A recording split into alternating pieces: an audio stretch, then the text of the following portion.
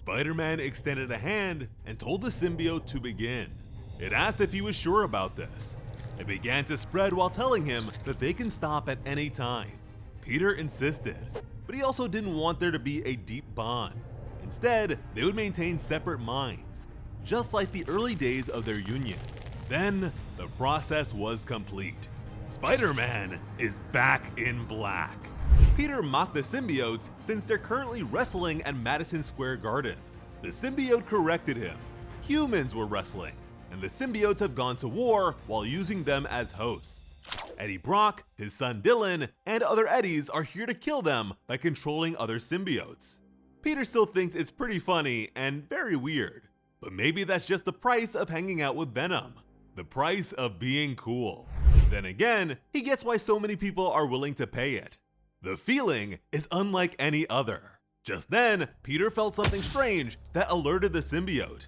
His spider sense was triggered, but not from danger. It's more like an echo of memories, a sudden surge of nostalgia. The symbiote wondered if he was okay. He sounded sad. It questioned if something was wrong with his life. Peter scoffed at the thought and claimed that everything in his life is just great. That is, with the exception of his now completely useless spider sense. For now, he would have to depend on the symbiote to detect danger for them. And it did just that immediately. They were hit by Hobgoblin's glider. Spider-Man shouted at the villain as they soared through the air. He wasn't sure if this was Roderick Kingsley or Ned Leeds. Either way, they were totally interrupting something. Their assailant knew where Spider-Man would be. Peter was totally confused. Then the figure told him that they can't control the glider or feel their legs. According to the symbiote, this was neither of the people that Peter suspected. It was a civilian woman. She shouted that someone took her and some others into the dark and changed them. Then she begged to be saved. She screamed for the hero to help her. And Peter did not like where this was going. They explosively crashed into the side of a skyscraper. Peter's unconscious body began to plummet, but the symbiote knew that he was still alive. The woman died, but there are more innocent people who can still be saved. Spider-Man has not earned his rest. Peter accepted the symbiote's point and was quick to bounce back. He thanked it for the save and for sticking around. The symbiote reminded him that they're in this together. Peter was relieved to hear that, since things were gonna get ugly. As a swarm of hobgoblins descended, the alien could only agree, and Kingsley was among them. Spider-Man swung into action. He doesn't mind surprise parties, but hopes that Roddy will invite some of his friends next time. He also apologized to the brainwashed civilians for all the bruises they'll wake up with tomorrow. He asked the villain how he knew his location. The psycho was tipped off by one of Spider-Man's upper echelon enemies that has eyes in the sky. The goblin claimed to have helped the people express their truth and collective hatred towards Spider-Man. But Spidey knows he is way too popular for that to be true. Meanwhile, the symbiote could taste the mind control used to convert them. Peter wondered if that was because the alien still eats brains. Venom confirmed this. Brains are very tasty. Peter let his buddy know that for this to work, brains have to be off the table.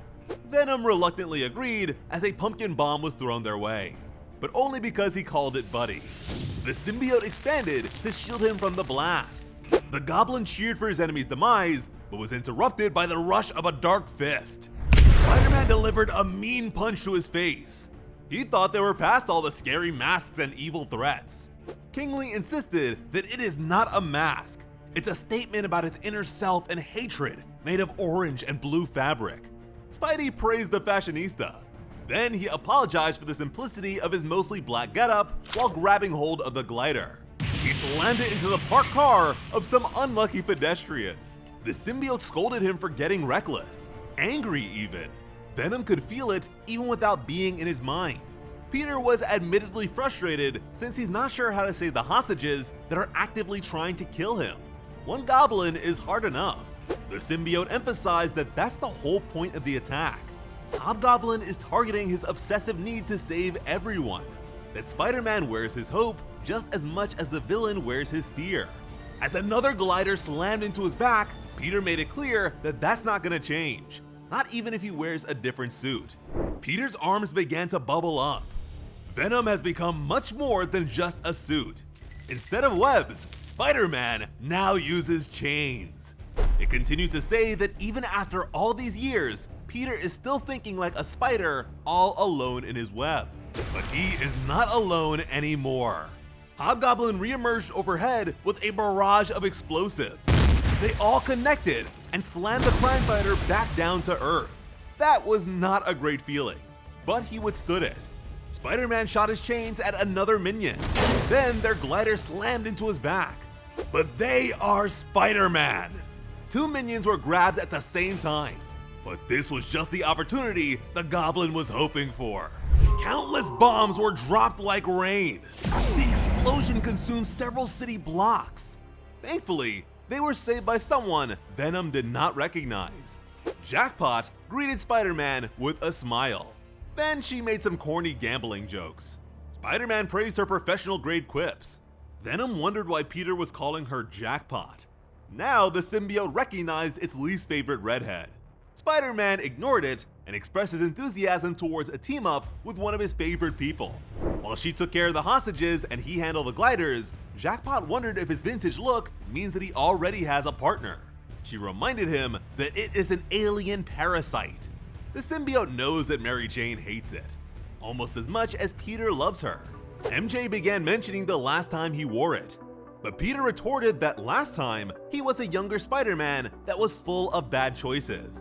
The symbiote believes that leaving it was the worst choice of them all, while Mary Jane believes the opposite. Then the symbiote realized that Peter's love and passion for her is not mutual. Peter lied about his life being great. Venom can feel his sadness. Jackpot moved on in more ways than one, and told him that they have a city to save. But the symbiote had to wonder who saves Peter Parker? Who keeps him safe? This was all being observed by a certain man at Alchemax. He's been outwitting, outplaying, and outmaneuvering Spider-Man this entire time.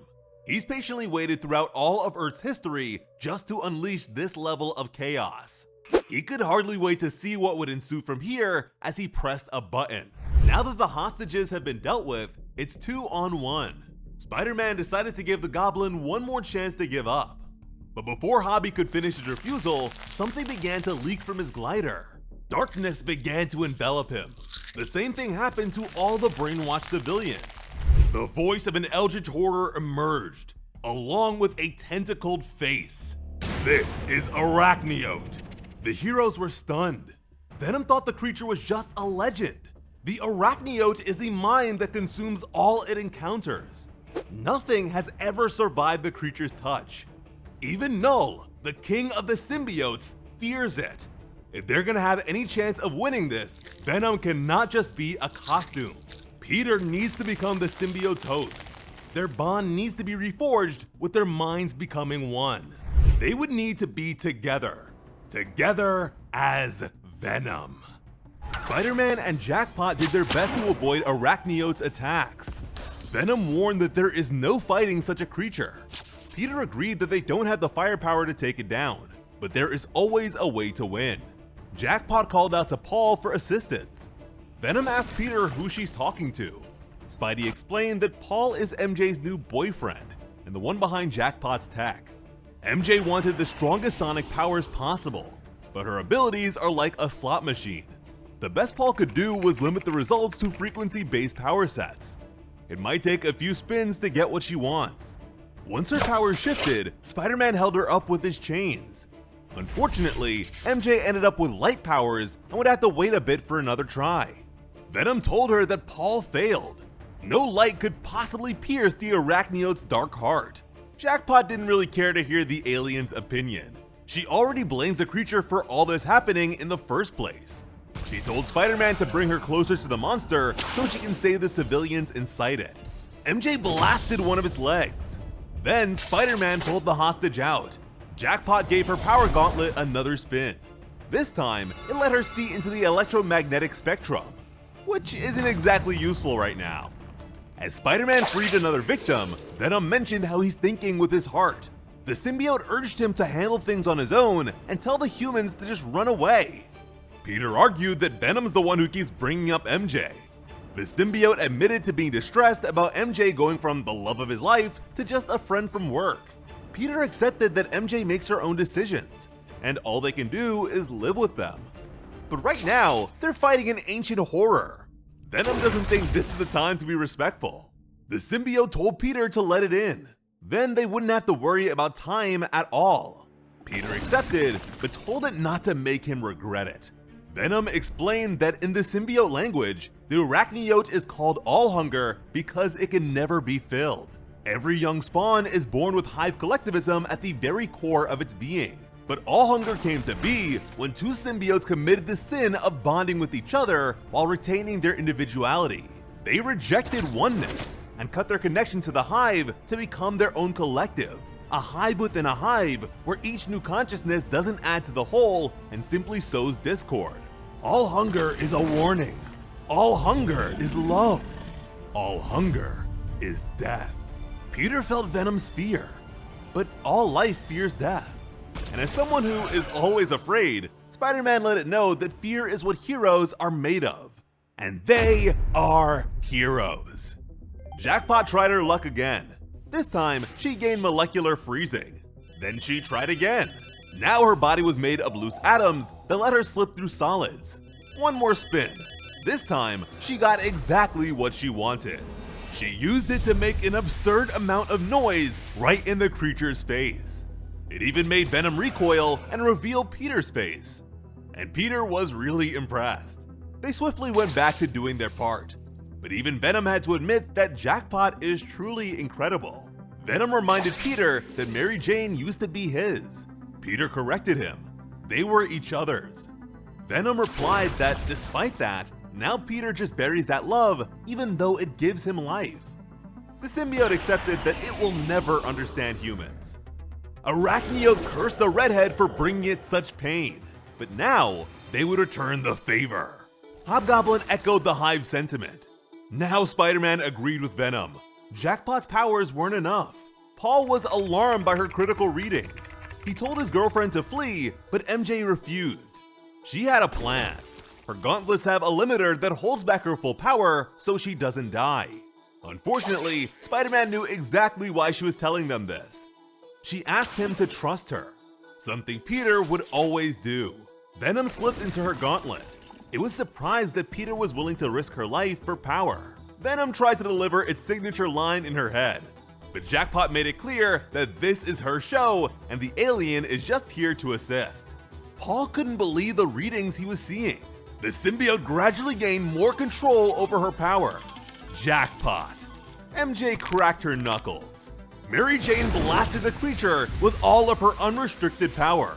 All Hunger voiced its confusion through Hobgoblin. They were burning! This was pure antimatter. The two heroes pulled the goblin away from the collective. With Kingsley's unceremonious release, there were no more hosts to keep the monster going. With that done, it was time for Spider-Man to go deal with the Brox. Venom could tell that Peter didn't want to leave her based on the beating of his heart. It let him know that it's not afraid anymore. So maybe Peter can overcome his pain too. Peter clarified that what he's feeling is strength, not pain. He asked the alien to trust him, and just like Peter said to MJ, the symbiote promised to always trust him. Meanwhile, Hobby complained about being betrayed by the man in gray. But MJ felt no sympathy for the killer. The villain mocked her, because what comes next would be all her fault. He asked if she truly believes that her power would be enough to scare the horror that even the symbiotes fear. She didn't make them run. She didn't make them afraid. Jackpot was seized by the darkness. She only made them hungry. Now, they will consume. If you're hungry for more symbiote action, here's another helping.